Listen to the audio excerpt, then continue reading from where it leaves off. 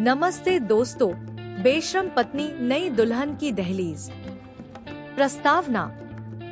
गांव के सीधे सादे लड़के रवि की शादी शहर की एक बोल्ड, आधुनिक और खुले विचारों वाली लड़की नेहा से हो जाती है। रवि के परिवार ने कभी ऐसे बर्ताव वाली लड़की को ना देखा था, ना समझा था। नई दुल्हन का हाव भाव, पहनावा और बात करने का ढंग पूरे गांव में चर्चा का विषय बन गया।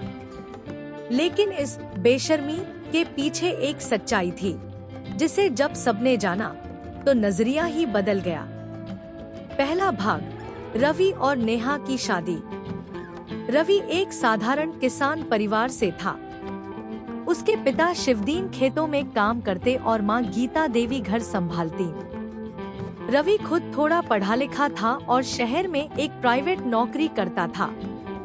वहीं उसकी मुलाकात हुई नेहा से, एक मॉडर्न, कॉलेज जाने वाली लड़की जो खुलकर हंसती, बोलती और अपनी जिंदगी अपने हिसाब से जीती थी। दोनों को एक दूसरे से प्यार हो गया। रवि के परिवार को नेहा का पहनावा, उसकी आजादी से भरी सोच हजम नहीं हुई, लेकिन रवि के जिद के आगे सबने हामी भर दी। शादी पूरे गांव में चर्चा बन गई। लोग कहने लगे, देखो रवि कैसी बेशर्म लड़की लाया है। सूट साड़ी छोड़ो, जीन्स टॉप पहनती है। सास के सामने आंख मिलाकर बात करती है। ये तो परंपरा की धज्जियां उड़ा देगी। दूसरा भाग, नई बहू की एंट्री।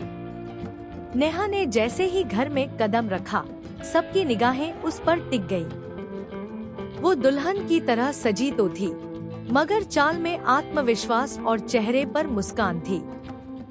गहनों से लदी होने के बावजूद उसका अंदाज साफ बताता था, वो किसी की दया पर नहीं, अपने हक से इस घर में आई है।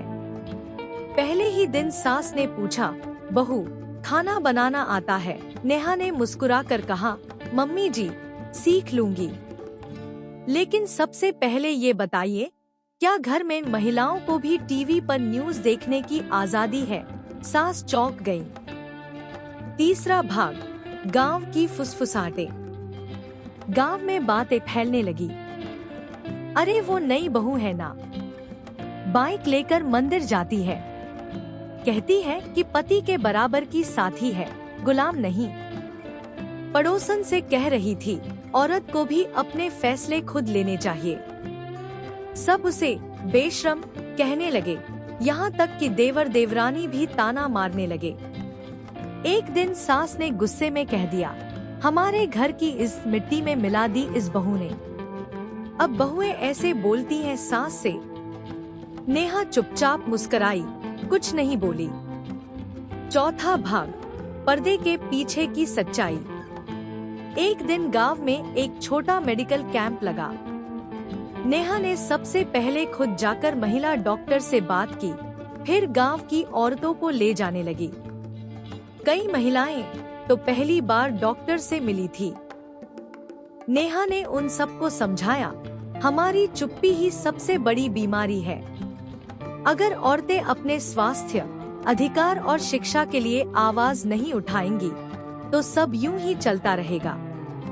धीरे धीरे गांव की महिलाएं उससे जुड़ने लगी। नेहा ने एक महिला समूह बनाया जहां महिलाएं सिलाई कढ़ाई सीखने लगी।